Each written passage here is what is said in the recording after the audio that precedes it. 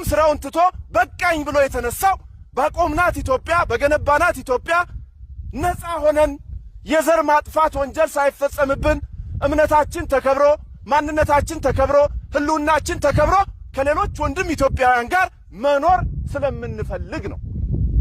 በጣም የከፋ የሚያደርገው የዘር ማጥፋቱን የከፋ የሚያደርገው በመንግስት የተደገፈ መሆኑ ነው። ታንኩን፣ ባንኩን፣ ወታደሩን፣ ደህንነቱን የተቆጣጠረው የአብይ አህመድ ኦነግ ብሎ አቋቁሞ ሸኔ ብሎ አቋቁሞ በርካታ ገዳይ ኃይል በመሰየም ስያሜ የዳቦ ስያሜ በመስጠት አማራውን በየስርቻው እየከተተ ዛሬም ድረስ ያስገድላል። ስለዚህ ሞከር ነው፣ ተያየን፣ ተፈታተሽን። ቅድም እንዳለው ነው 50 አለቃ መጀመሪያ አንድ ጓንዴና 2-3 ጀሌ ነው ይዘን የወጣ ነው።